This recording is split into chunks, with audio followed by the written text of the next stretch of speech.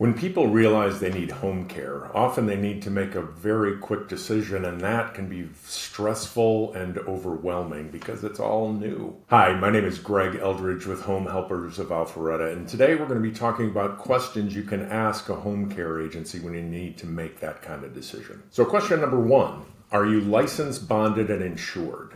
You want to make sure the agency's caregivers have workers' comp insurance, as well as liability insurance. You want to make sure that if anything happens in the home while they're providing care for you or your loved one, that if anything bad happens, there's insurance to cover whatever that might be. And by bad, I'm talking about things like, if the caregiver hurts his or her back helping transfer, providing care in any way, that becomes a workers' comp claim. And if there is no insurance for that, someone's going to have to pay it. It might be you.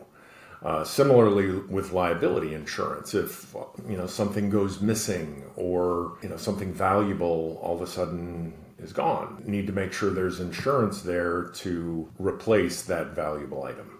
And if you're thinking of hiring a private caregiver, this is an area that you really should be careful about, because if any of the stuff that I just talked about happens, like the caregiver injures himself or herself while providing care, or something goes missing, then it's all on you. And that can be a pretty large financial pit. So just something to think about when you're thinking about hiring a caregiver directly or through an agency. And obviously when you work with us as an agency, we have all of that coverage in place. So your risk is eliminated essentially.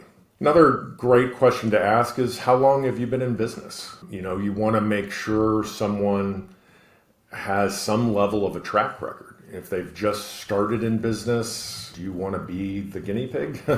You'll likely get their undivided attention, but having been in business the 12 years we've been in business, what we know now versus what we know when we first started is light years apart. And you just want to make sure that the agency that you're thinking about using has experience with the various things that can come up while providing home care. And the other part of this, when you're asking someone how long they've been in business, find out why they do this and really pay attention to that answer. And you could, for our why, check out a video that my wife Hillary and I did about why we started our business. And I feel it's important when you're entrusting either your care or a loved one's care to a company, that they have the experience to be able to handle whatever comes up, and also that they're doing it for a reason that resonates with you. So the third question is really important. You want to find out how they screen their caregivers. And for me, this is a couple different screenings. One is kind of employment screening. Are you doing background checks, and what does that look like, and driver's license history and all of that stuff. And that can vary widely across the U.S. Different states have different requirements. Certain states don't require home care agencies to be licensed. In Georgia, where we provide care, it is a licensed state. And so the state has requirements about what our background check process looks like. They have a fingerprint background process. We actually do another background check on top of that to be able to get results very quickly, because sometimes the fingerprint process can take a little bit, and we want to just verify right away that someone's background is clean. And you might want to ask the agency, if something shows up in a background check, what do you do then? Because we don't play with that. If someone has a ding on their background involving anything criminal, we are not going to work with them. And then similarly with a driving history, it's important for caregivers that are driving clients. So all of our caregivers that we work with that drive clients, and we do transportation for a lot of clients, their driving record has to be perfect. Now, all of our caregivers don't have perfect driving records, but the ones that drive for clients or transport clients, they have to have a perfect driving record. So that's kind of the employment part of the background check and the screening. And the other part that we feel is hugely important actually brings us to question number 4, kind of how do you select your caregivers? There's all these caregivers that are applying. If they all pass background checks, does that mean you hire them? And for us, that answer would be no. One of the things that is the most important aspect we feel of being a great caregiver is to have heart motivation. And there's another video that we've done that gets into detail about that. But just we want people that want to make a difference in our clients' lives. That's why they're a caregiver. And that is every bit as important as any other attribute of a caregiver. In fact, we feel it's the most important because the skills you can train. You can't train heart motivation. And there are a lot of agencies out there that if you're a CNA, you have the certificate, you pass a background check, you're working right away. And that I just don't think is sufficient. I think the heart motivation is super, super important. And when you're selecting an agency to provide care for yourself or a loved one, that piece of it, I think, is the most important piece. The rest of it should be pretty straightforward. But if they're not really digging for heart-motivated caregivers, you're going to probably not be happy with the result.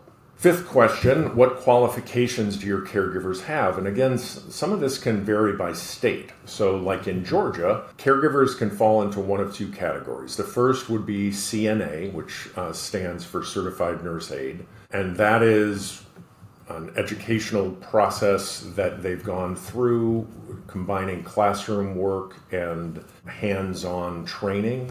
Then they have a clinical process that they go through where they're doing kind of hands-on training in like a skilled nursing facility or someplace like that where they're learning exactly how to provide care to a person but supervised during that process. And then in Georgia, there's also what's called PCA, Personal Care Aid. When CNAs or PCAs work for us, the skill level's all the same, it's just a different qualification. So in Georgia, PCA has to pass a written test as well as a skill assessment, and they have to prove that they've been a caregiver at some level over the years. And a lot of times, it might be a caregiver that was a CNA in New York and then moved down to Georgia. Their CNA certificate lapsed, but they passed the test, show the skill assessment, shows that they have the abilities that they say they do, and then they can be a caregiver in Georgia. So you want to be careful about state to state, particularly states that don't license home care agencies, because the states that don't license home care agencies, a lot of times kind of whomever can provide care, and you just want to take extra care with that to make sure who is going to be coming into your home. Sixth question is, what kind of ongoing training do you provide for your caregivers? And the answer you're looking for is regular ongoing training so that they're in front of their caregivers with kind of the latest and greatest of what the caregivers need to know on an ongoing basis every year. And again, this will vary state by state. If there's a non-licensed state, it's a bit of a free-for-all. A licensed state like here in Georgia, there's a required amount of continuing education that the caregivers have. We have very detailed ongoing training that we provide caregivers either in person or online. So it's a very important detail that you want to find out, particularly if you're inquiring about care because you're dealing with something specific like Alzheimer's, Parkinson's, or a specific thing that additional training would help. If the agency isn't providing additional training in that area, it might not be a good choice for you. So the seventh question is a big one. What happens if the caregiver is sick or for whatever reason can't make a shift? And this is a big one because a lot of times if a caregiver doesn't show up, potentially really bad things could happen for the client or the family. There might be a spouse that needs to go work and the caregiver needs to get there by 7:30 a.m. or they're going to screw up their work schedule. So finding out from the agency what their policy is hugely important because we hear horror stories all the time about a caregiver not showing up with another agency and the other agency just said, someone will be there tomorrow, but there's no plan about the the shift that just got missed where the caregiver wasn't able for whatever reason to work. So what you want to hear is that they have some sort of on-call program or some way of making sure a caregiver is going to be there relatively quickly. For instance, when we provide round-the-clock care for clients, we have typically 4 caregivers on a team, each doing 12-hour shifts, 2 during the day, 2 at night. But one of the prerequisites for anyone on that team is if a caregiver is running late or for whatever reason can't show up for the shift, they have to have the flexibility to be able to stay until the replacement gets there. Because a round-the-clock care client, kind of by definition, needs a caregiver there or bad things could potentially happen. So you want to drill real deep with the agency about what their policy is around that and have a very detailed response from them about what that's going to be. You know, if it's just a general, oh yeah, we'll take care of it, you know, it'll be fine. You know, you want to get quite a bit more detail than something like that. Question number 8.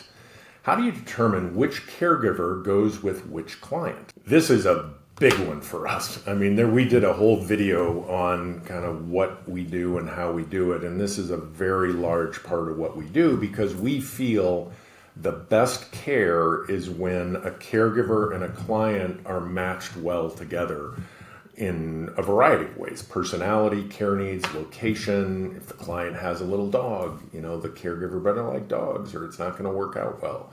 So you want to find out kind of what their process is because sadly a lot of agencies out there, they just send whomever wherever. And, you know, it's kind of a revolving door of caregivers. We hear it all the time. And we've taken over cases where a client was getting 5 caregivers a week and we took over and they had 2 caregivers a week and they were all both very well matched to the client and it was a really huge success.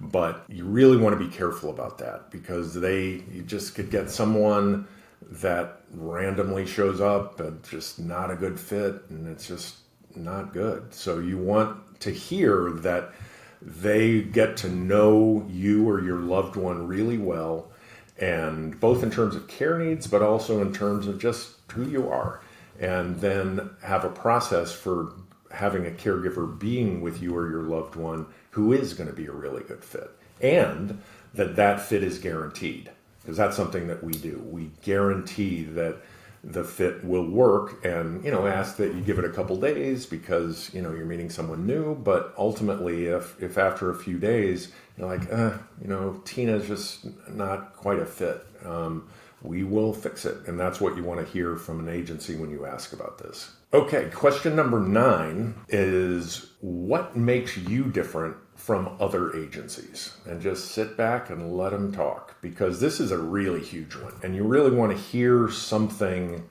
that resonates with you about why you would want to use them. For us, it's a combination of a couple things I've mentioned a little bit already.